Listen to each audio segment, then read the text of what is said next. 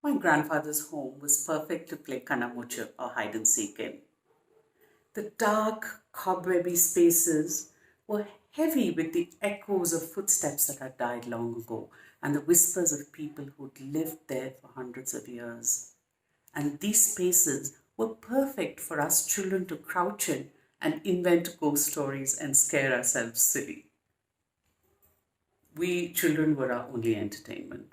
And looking back now, it's amazing that we even survived to tell the tale of the crazy things that we did. There used to be these large brass edged rosewood trunks that were used to store cotton mattresses in. And while playing hide and seek, we would climb into these and close the lids behind us. And we would clamber on top of parapets that were dizzyingly high and jump off and run up onto the terrace of the main house and leap across the corridor onto the roof of the kitchen block.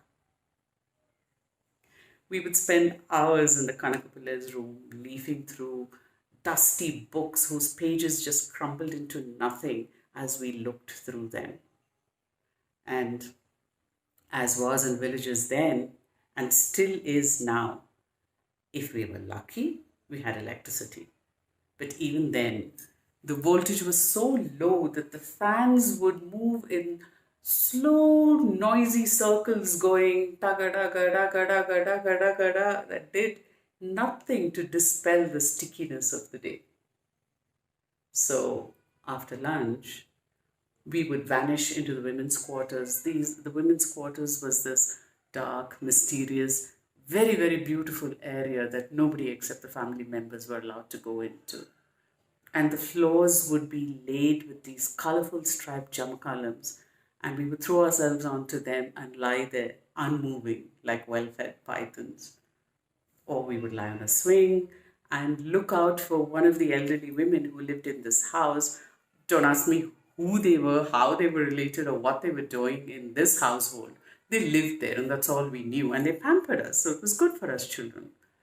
So we would look out for one of them and beg them for chunks of kalkanda and hope that they would take down a circle of peacock feathers from the wall and wave it over us and tell us stories. Our favorite thing to do, though, was to spend summer nights out on the terrace. When we heard the chiruk, chiruk, chiruk, chiruk of coconut brooms scraping on the terrace floor, we would tear up the stairs to see if it was just a regular sweeping of leaves or if this was the start of preparation for a feast under the stars. If we were lucky, this sweeping would be followed by a line of staff, usually women, going up the winding stairs with brass kodams full of water balanced on their hips.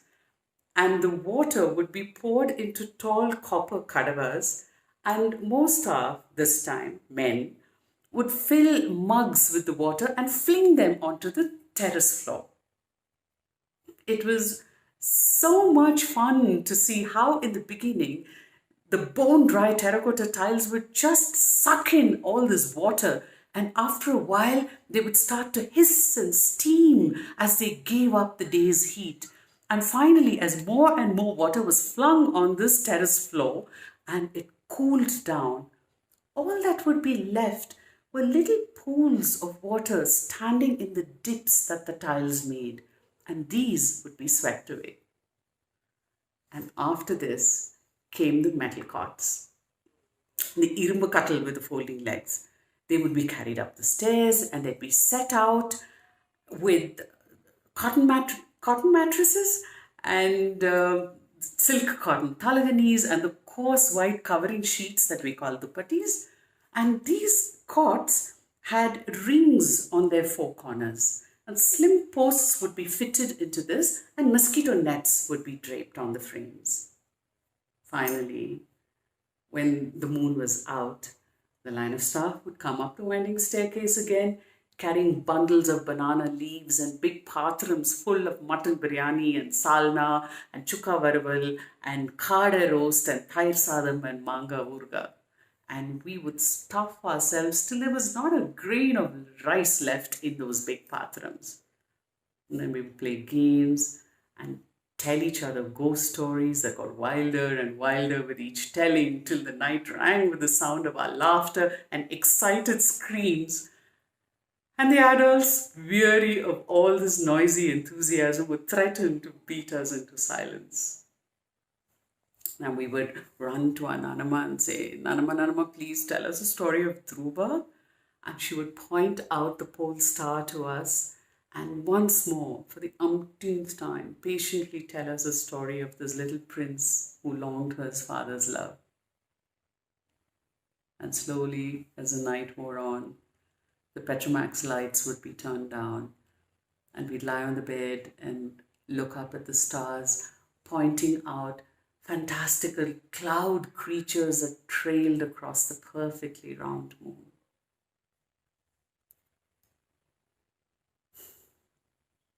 That house is quiet today. There are no children hiding in dark corners, no elderly ladies giving out chunks of kalkanda, no lines of staff going up carrying banana leaves and patrams of biryani. But I'm sure that dusty terrace waits for the day when the house is full of people again, and the sound, the chirk, chirk, chirk sound of coconut brooms announces that it is Purnami night once more. And it is time for yet another Nila Soru feast under the skies. The time will come again. God willing, it will come again soon.